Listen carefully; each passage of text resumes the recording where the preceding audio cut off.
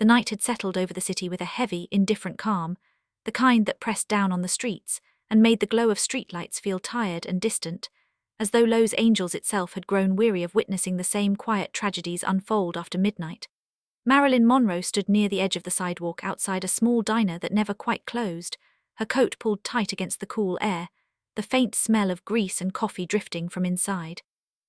She had stepped out only to clear her head, to escape the noise of laughter and expectation that clung to her wherever she went, when the sound cut through the night, sharp, urgent, unmistakable. Sirens. An ambulance tore through the intersection a block away, its red light slicing across the storefront windows like warning flares. It slowed abruptly, tires screeching as it pulled to the curb not far from where Marilyn stood. She watched as the back doors flew open and paramedics moved with hurried precision toward a figure collapsed on the pavement near a bus stop bench. The man lay twisted awkwardly, his coat too thin for the night, his shoes scuffed beyond repair. There was no crowd, no curious onlookers, no concerned faces gathering to watch. Just passing cars that slowed briefly before continuing on, drivers unwilling to linger. Marilyn felt something tighten in her chest as she watched the paramedics work quickly, lifting the man onto a stretcher, checking his pulse, adjusting straps. He was conscious only in the most technical sense, his eyes half open but unfocused, his body trembling with exhaustion and pain. She could tell by the way the paramedics moved that this wasn't a dramatic emergency that would make headlines. This was the kind of case they saw every night. A nameless man, a body worn down by time and neglect. Someone who would be logged, treated, and forgotten before dawn. As they wheeled him toward the ambulance, Marilyn took a step closer, then another, drawn by a pull she had learned not to ignore. She saw the brief moment when one paramedic paused, scanning the street as if expecting someone to speak up, to claim the man, to ask where he was being taken. No one did. The doors closed. The siren wailed again, louder now, filling the empty street with its lonely cry. Marilyn moved before she allowed herself to think. She crossed the short distance to the ambulance just as the driver climbed into the front. One of the back doors was still unlocked. Without announcing herself, without looking back, she reached for the handle and pulled it open, stepping up into the narrow space filled with harsh white light and the smell of antiseptic and rain-soaked clothing. The door closed behind her with a heavy finality, sealing her inside. The ambulance lurched forward, siren screaming as it accelerated into traffic. Inside, the space felt too small for secrets, too exposed, every movement amplified by the hum of the engine and the rattling of equipment. The man lay strapped to the stretcher, his chest rising unevenly beneath a threadbare shirt, his face gaunt, marked by lines that spoke of long years spent being overlooked. Marilyn took a seat on the narrow bench opposite him, bracing herself as the vehicle swayed. The paramedic nearest her glanced up, startled recognition flickering across his face for a fraction of a second before being replaced by confusion. Marilyn met his gaze steadily, her expression calm, resolute, unyielding. She did not explain herself. She did not ask permission. Something in her presence made the moment pass without confrontation. The paramedic returned to his work, adjusting a monitor, checking the man's vitals, calling out numbers over the radio. Marilyn watched the man's face closely, noting the way his brow tightened with each jolt of the ambulance, the way his fingers twitched faintly, as if reaching for something just beyond his grasp. The siren wailed endlessly, echoing off buildings as they cut through the sleeping city. Streetlights flashed rhythmically through the small rear windows, painting the interior in pulses of red and gold. Marilyn felt the weight of the night settle around her, the strange intimacy of sharing a confined space with a stranger whose life hung in a fragile balance. She wondered how long it had been since anyone had sat beside him without obligation, without paperwork, without expectation. The man's eyes fluttered open briefly, unfocused, drifting until they landed on her. For a moment, confusion crossed his face, as though he couldn't reconcile the sight of her with the reality of his situation. Then his eyes closed again, his body sagging slightly, surrendering to exhaustion. Marilyn leaned forward, resting her hands on her knees, grounding herself against the motion of the vehicle. She felt the cold seep through her coat, felt the lingering dampness from the night air cling to her skin. Outside, the city blurred past in streaks of light and shadow, unaware that something quietly extraordinary was unfolding in the back of an ambulance racing through its veins. She thought about how easily she could have stayed where she was, how no one would have blamed her for turning away, for letting the professionals handle it. But she also knew the truth she carried with her always, that some moments demanded more than observation, more than distance. The ambulance swerved sharply, forcing her to grip the edge of the bench. The man groaned softly, his head rolling slightly to one side. Marilyn rose instinctively, steadying the stretcher with one hand, anchoring him against the motion. The paramedic nodded once in acknowledgement, then continued his work. The siren began to fade as they turned onto a quieter street leading toward the hospital, its wail replaced by the low, constant hum of the engine. The city grew quieter, darker, the buildings lower and less forgiving. Marilyn felt the tension in her shoulders ease slightly, replaced by a deep, aching concern. She did not know his name. She did not know where he came from or where he would go if he survived the night. She only knew that he was not alone now, and that was enough to keep her seated there, riding through the darkness with a stranger the world had long since stopped seeing. The ambulance slowed as it approached the hospital, its siren finally silenced, leaving behind a ringing emptiness that felt louder than the noise itself. The sudden quiet made the narrow space feel heavier, more intimate, as though the night had folded inward around the three of them. The vehicle rolled beneath harsh fluorescent lights and came to a stop, the rear doors swinging open to spill cold air and the sterile smell of disinfectant inside. Paramedics moved with practiced efficiency, unstrapping the stretcher, getting it down onto the pavement with careful hands. Marilyn stepped out after them, unnoticed by the orderlies rushing forward. Her presence ghost-like in the controlled chaos of the emergency entrance. The man was wheeled through sliding doors into the bright, unforgiving interior of the hospital, his body swallowed by white corridors and sharp angles that erased all trace of the street he had collapsed on only minutes earlier. Marilyn followed at a measured distance, watching as nurses converged, monitors beeped to life, hands pressed against his chest and arms, guiding him onto another bed.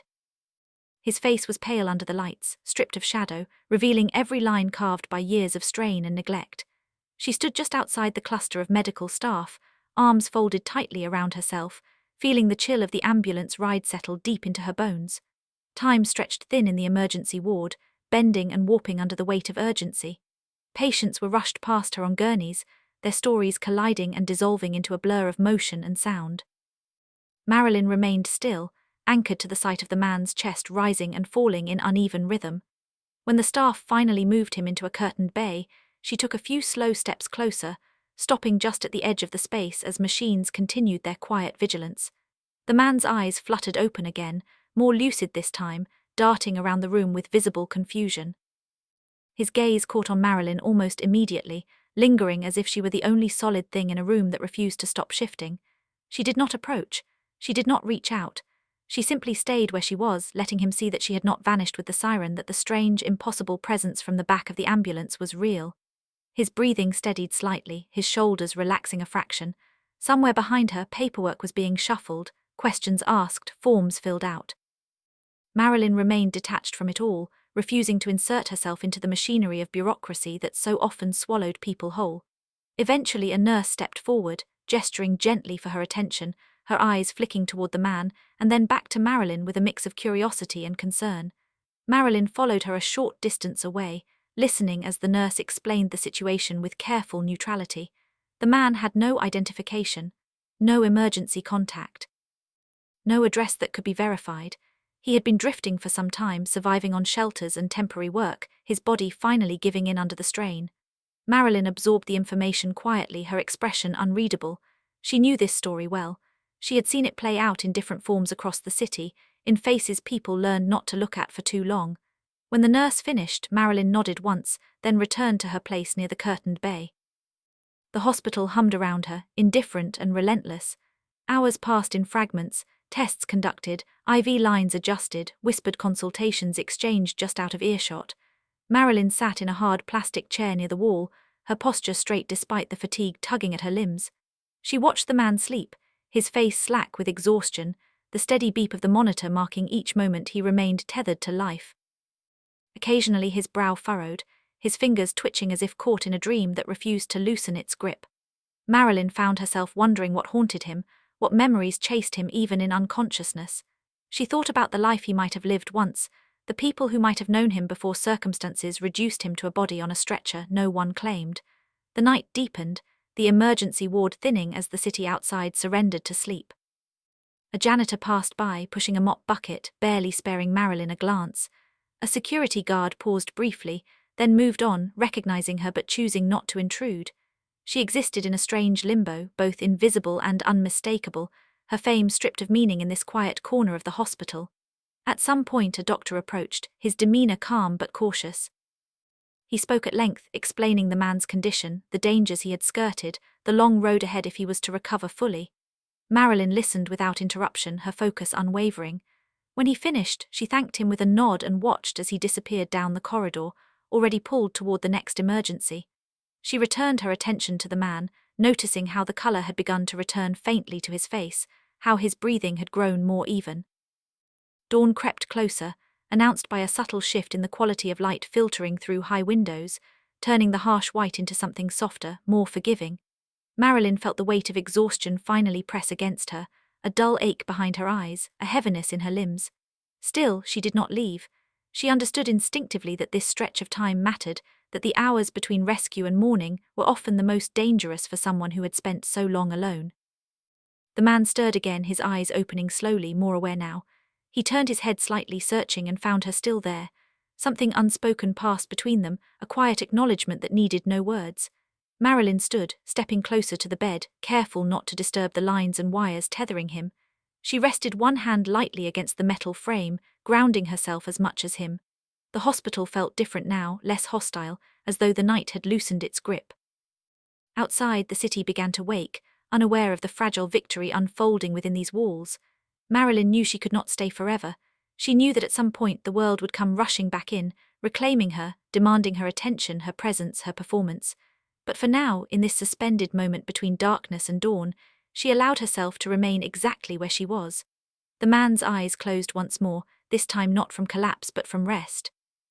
Marilyn exhaled slowly, feeling a quiet resolve settle within her. Whatever happened next, he would face it having survived the night, and she would carry the memory of this ride, this waiting, this quiet act of defiance against indifference, with her long after the sun rose and the city forgot. Morning arrived without ceremony, sliding into the hospital through narrow windows like an uninvited witness, pale and indifferent, revealing every stain and scuff the night had hidden. The emergency ward shifted its rhythm as day staff replaced night workers, their movements brisk, efficient, already burdened by the hours ahead. Marilyn remained seated near the man's bed, her posture unchanged, as if time had bent itself around her stillness. The man slept deeply now, his chest rising and falling in a steady cadence that felt almost miraculous considering how close he had come to silence. Machines hummed softly, no longer screaming warnings but maintaining quiet watch, guardians of a fragile equilibrium. A nurse checked his vitals and moved on, offering Marilyn a brief nod that carried more gratitude than protocol allowed. She returned it with a faint smile that never quite reached her eyes. As the hospital woke fully, the world outside pressed closer, its noise filtering in through distant doors and echoing corridors.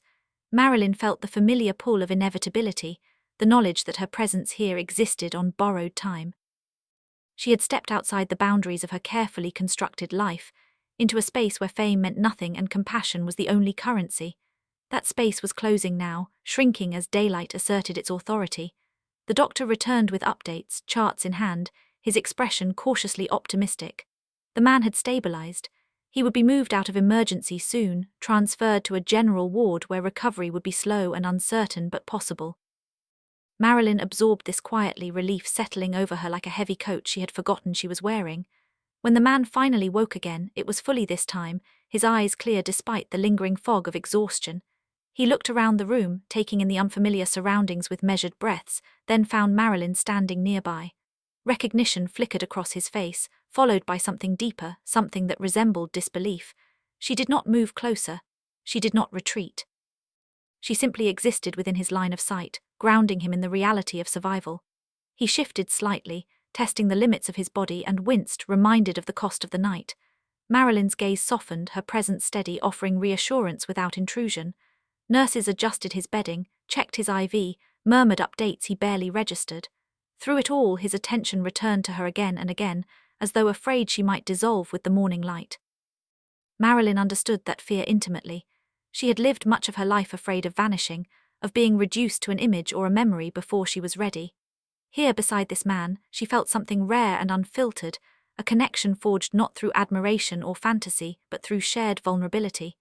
Eventually, hospital administration arrived, bringing forms and procedures that demanded acknowledgement. Marilyn stepped back, allowing the system to reassert itself, watching as the man was officially processed into care, his existence documented and categorized. She remained just outside the circle, a silent observer as the machinery of survival took over. When it was time for him to be moved, orderlies rolled his bed down the corridor toward an elevator that would carry him upward into a different phase of healing. Marilyn walked alongside until the doors opened, then stopped, understanding without being told that this was the end of her role. The man turned his head toward her one last time, his expression a mixture of gratitude, confusion, and something like hope. She met his gaze and held it, imprinting the moment into memory. The elevator doors slid shut, cutting the space between them with a soft, final sound. Marilyn stood there long after it disappeared, the corridor stretching empty before her. The hospital resumed its relentless pace, indifferent to endings. She turned away slowly, navigating through halls that now felt colder, more impersonal.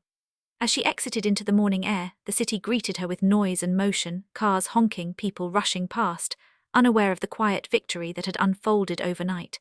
The sunlight caught her hair, turning it into something luminous, almost unreal, but she felt none of its warmth. Her thoughts lingered on the man, on the countless others like him who slipped through the cracks unnoticed. She wondered what would become of him once the hospital discharged him, whether the fragile thread that had pulled him back from the edge would hold. Marilyn moved through the streets like a shadow, her fame cloaked by the early hour, her face hidden behind dark glasses. She returned to her apartment as the city surged fully awake, shedding the remnants of night without a second thought. Inside, the quiet enveloped her, heavy and contemplative. She removed her coat, her shoes, the outward trappings of the woman the world recognized, and sat alone with the weight of the experience. Sleep refused to come. Instead, memories surfaced unbidden, fragments of her own past marked by loneliness and fear, moments when she too had needed someone to stay. She realized then that the ambulance ride had not been a singular act but part of a pattern she rarely acknowledged, a compulsion to step toward those teetering on the edge because she understood that edge intimately. Days passed. The city moved on. Headlines shifted. Marilyn returned to sets and studios, her life resuming its carefully choreographed rhythm. Yet something had changed beneath the surface, an undercurrent of resolve that altered the way she carried herself. She made inquiries quietly, discreetly, ensuring that the man's care continued, that he was not simply released back into the night once his immediate crisis passed. She did this without fanfare, without allowing her name to be attached, understanding that the purity of the act depended on its anonymity. Somewhere in the city, the man recovered slowly, learning again how to trust the stability of ground beneath his feet. He would remember the night as a blur of sirens and light, anchored by the presence of a woman who refused to leave him alone. Marilyn would carry the memory differently, as a reminder of the thin line separating survival from oblivion, and of the power of choosing to cross it for someone else. The world would never know about the secret ride, the hours spent waiting under fluorescent lights, the quiet defiance of indifference. It would never be written into her mythology or replayed on screens. But in the quiet spaces of her life, when the applause faded and the cameras turned away, Marilyn would remember the ambulance cutting through the night, and the simple, profound truth it revealed, that sometimes the most heroic acts are the ones no one sees, performed not for recognition, but because turning away is no longer an option.